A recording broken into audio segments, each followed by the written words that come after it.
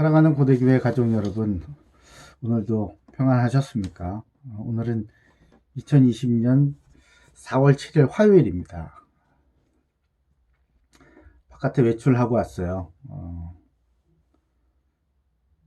사람들이 마스크만 썼지 제 눈에는 지금 우리 가운데 이 바이러스가 번지고 있다는 것을 의식하지 못하는 지는 않나 싶을 정도로 이렇게 긴장하지 않는 모습들을 많이 봐서 좀 걱정이 많이 됐습니다. 여러분들 개인 위생에 꼭 신경 쓰시고 아직까지 끝나지 않았음을, 이 싸움은 아직도 끝나지 않았음을 명심하시기 바랍니다.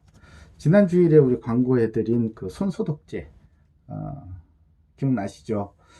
원집사님 요청하셔가지고 30개 갖다 드렸더니 오늘 바로 캠퍼스에 나가셔가지고 보이는 대로 이렇게 경비원분들, 그리고 또 대학원생들, 또 지금 캠퍼스 안에서 일하고 있는 아르바이트죠.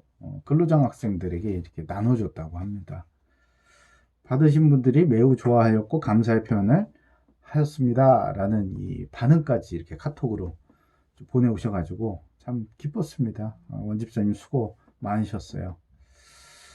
예수님의 마음을 담은 무언가를 다른 사람한테 이렇게 전달을 하는 것, 그 일은 주는 일인데도 굉장히 망설여지게 됩니다. 부끄럽고 위축되기도 하고요. 저 사람이 거절이라도 하면은 내가 기분 나쁠 텐데, 뭐 그런 것들 있잖아요.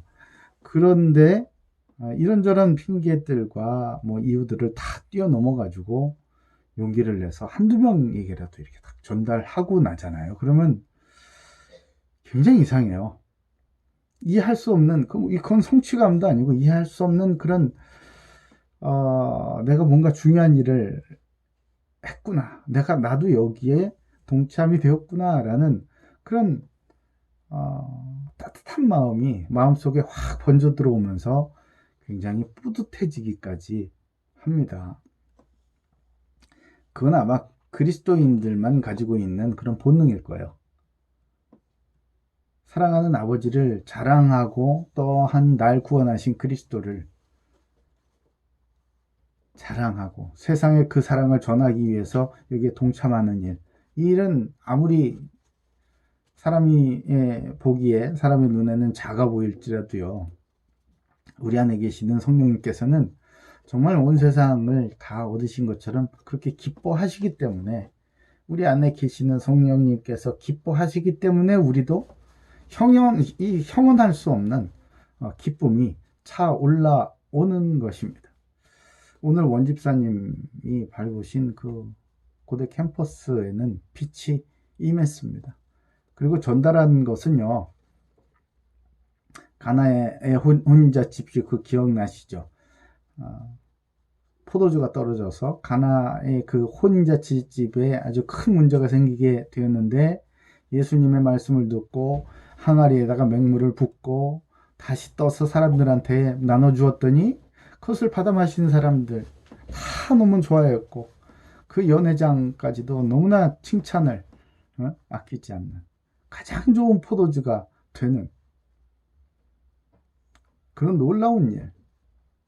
단지 손소독제를 전달했을 뿐인데, 단지 손소독제가 아닌 예수님의 은혜로 그 전달 받으신 분들의 건강이 지켜지는 그런 아주 중요하고 결정적인 도구로 쓰임받게 될 것임을 저는 확신합니다.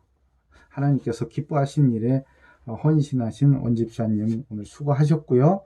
또 우리 모두 전도할 수 있도록, 또 이 어려운 시기에 내 주변 이웃들에게 우리의 생활 현장 가운데서, 생활 바운더리 안에서 뭘 할 수 있는지 조금 더 생각을 해보는 그런 시간들이 되었으면 좋겠습니다. 오늘 말씀은 요한복음 6장입니다.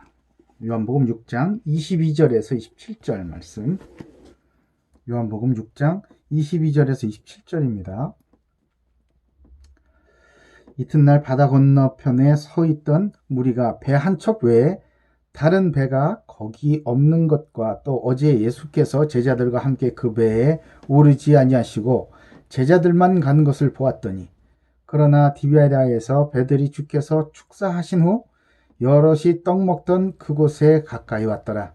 무리가 거기에 예수도 안 계시고 제자들도 없음을 보고 곧 배들을 타고 예수를 찾으러 가버나움으로 가서 바다 건너편에서 만나 라비어 언제 여기 오셨나이까 하니 예수께서 대답하여 이르시되 내가 진실로 진실로 너희에게 이르노니 너희가 나를 찾는 것은 표적을 본 까닭이 아니요 떡을 먹고 배부른 까닭이로다. 썩을 양식을 위하여 일하지 말고 영생하도록 하는 양식을 위하여 하라. 이 양식은 인자가 너희에게 주리니 인자는 아버지 하나님께서 인치신 자니라. 아멘. 보리떡 5개와 물고기 2마리로 5,000명을 먹이셨죠. 그리고 12광주리가 남았습니다. 엄청나게 채워주셨죠. 그 먹은 사람들은 어떻게 채워주셨는지는 그건 잘 몰라요. 그냥 뭐 있는 거 주셨나 보다 생각했을 거예요. 어쨌든 그들의 필요를 채우셨고 이 필요가 충분히 채워진 이 사람들이 그 예수님을 찾아 나섰습니다. 어디까지? 그 가버나움, 갈릴리 바다를 건너서 가버나움까지 가게 된 거예요. 왜 이렇게까지 하는가? 그들은 예수님을 자기들의 임금님으로 삼으려고 했었죠. 필요를 채워주니까요. 그를 아시는 예수님은 그들을 피하셨죠. 제자들을 먼저 배에 태워서 갈릴리 바다를 건너서 가버나움으로 가게 하셨습니다. 그리고 예수님은 산으로 기도하러 가셨어요. 혼자서. 그 무리들이 이 제자들이 배를 타고 쓱 지나가는데 그걸 보니까 그 배 안에는 예수님이 안 계시는 거예요. 그래서 이 무리들이 예수님을 찾아야 되니까 먼저 가셨나 보다 이렇게 생각했을 거예요. 제자들만 있으니까. 그래서 아니다. 우리가 빨리 가가지고 예수님보다 먼저 가서 이 예수님을 좀 찾자. 그래서 서둘러서 배를 마련을 해서 건너편 가버나움에 도착했습니다. 근데 가서 보니까 웬걸요? 이미 예수님이 거기 제자들과 함께 계시는 거예요. 이게 어떻게 된 일입니까? 우리는 알잖아요. 예수님께서 바다를 걸어서 배에 올라타신 거죠. 그죠? 아시죠? 그렇기 때문에 제자들은 알지만 이 무리들은 알 수가 없었어요. 어떻게 오셨는지. 그러니까 오늘 본문에 보니까 깜짝 놀라잖아요. 예수님을 눈앞에 두고 있으면서 이 떡을 어떻게 줬는지 그 바다를 어떻게 건너서 빨리 왔는지 전혀 알 수가 없습니다. 제자들은 다 알아요. 그들에게 그 무리들 말이에요. 무리들에게 여전히 예수님은 그냥 랍비였습니다. 그냥 선지자쯤으로 여겨졌어요. 천지만물을 다스리는 신적 권능을 가지신 그런 창조주 하나님으로 알고 있는 게 아니었단 말이죠. 그러니 그런 하나님만 하실 수 있는 일들을 이렇게 보였을 때는 전혀 상상도 못하기 때문에 그런 반응들을 보였었던 겁니다. 저 여러분에게는 예수님 어떤 분이신가요? 우주 만물을 다스리는 권능을 가지시고 생사화복, 저와 여러분의 생사화복을 다 주관하시는 창조주이심을 믿으십니까? 아니면 그냥 내가 필요로 하는 것, 내가 달라고 하는 것, 그것을 그때그때 12광줄이나 남도록 채워주시는 그런 좋은 분이세요. 예수님은요, 그 무리들의 중심을 아셨기 때문에 예수님께서 행하신 표적을 보고서라도 예수님을 믿음으로 따라온 것이 아니라는 것을 알고 계셨습니다. 그냥 오직 예수님은 공급해 주시는 떡에 관심이 있었던 것을 알고 계세요. 그래서 오늘 본문에 이렇게 말씀하시는 겁니다. 그 무리들은요, 구원이 아닌 그야말로 떡에 관심이 있었던 거예요. 떡. 그 떡을 주는 예수님 말이에요. 제가 가끔 집에 갈 때 뭘 맛있는 걸 뭐 이렇게 사가거든요. 사가면 제 손에 뭐가 들렸잖아요. 그러면 문을 열고 탁 들어가면 아이들이 막 아빠 이러고 달려옵니다.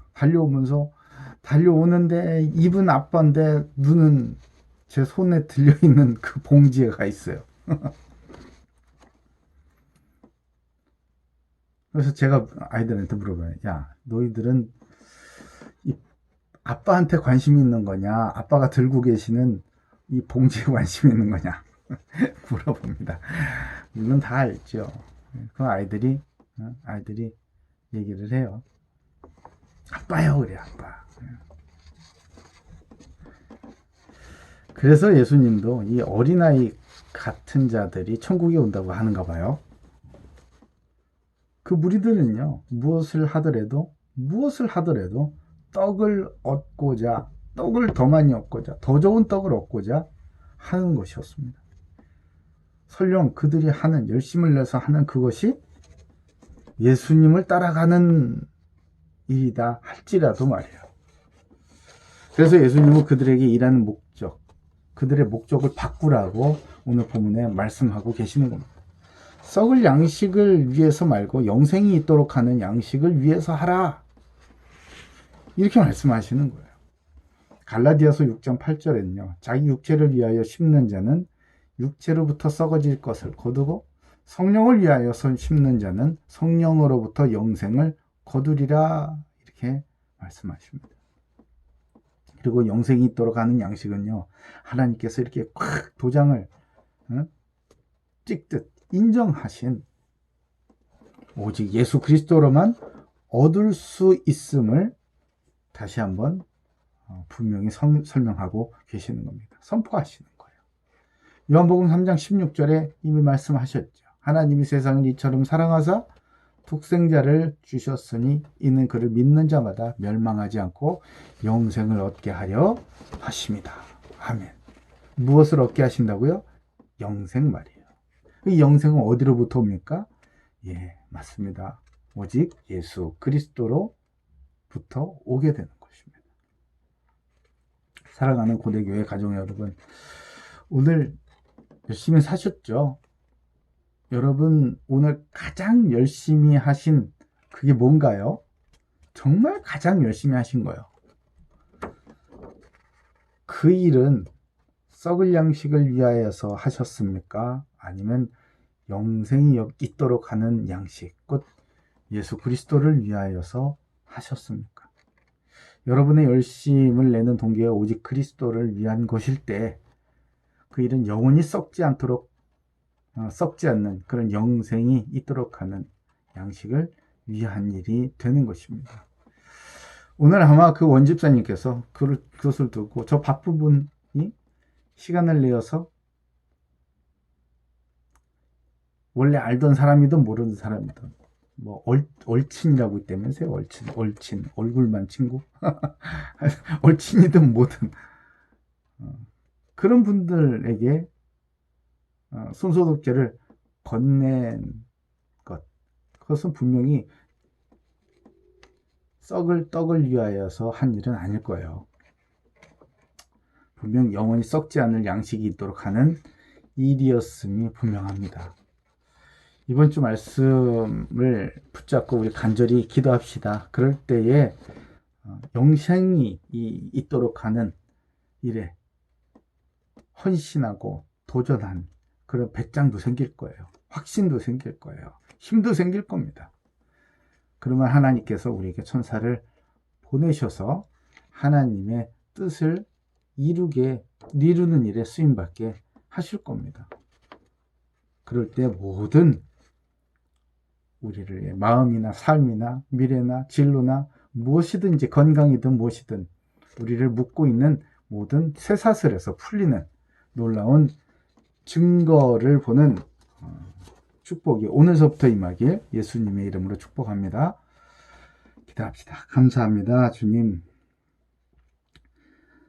세상은 썩을 양식이든 썩지 않을 양식이든 구별하지도 못할 뿐더러 구별함 없이 그저 열심을 내라고 말을 하고 있습니다. 그러나 아버지, 우리가 이유 있는 열심, 그리고 가치 있는 열심을 낼 수 있도록 우리에게 분별력을 허락해 주시고, 오늘 예수님께서 무리들을 향하여 말씀하신 것처럼 썩을 양식을 위하여서 하지 말고 오직 영생이 있도록 하는 양식을 위하여서, 곧 오직 예수 그리스도를 위하여서 열심을 내어서 그 일을 위하여서 일할 수 있는 바른 동기를 갖게 하시고 실력도 갖추게 하시고 우리의 마음속에 바른 동기, 하나님 나라를 위한 동기, 예수 그리스도의 이 복음을 세상에 전하고자 하는 선한 일에 쓰임받고자 하는 그런 바른 동기가 있게 하여 주시옵소서. 그럴 때에 주님께서 이번 주 말씀하여 주신 것 같이 주의 천사를 보내셔서 모든 묶인 것들 다 풀려 나가게 하시고 이제는 본격적으로 하나님의 나라의 일에 쓰임받을 수 있는 영생을 소유한 하나님의 자녀로서 살아갈 수 있도록 주여 축복해 주시옵소서. 감사드리오며 살아계신 예수 그리스도 이름으로 기도 올리옵나이다. 아멘. 내일 만납시다.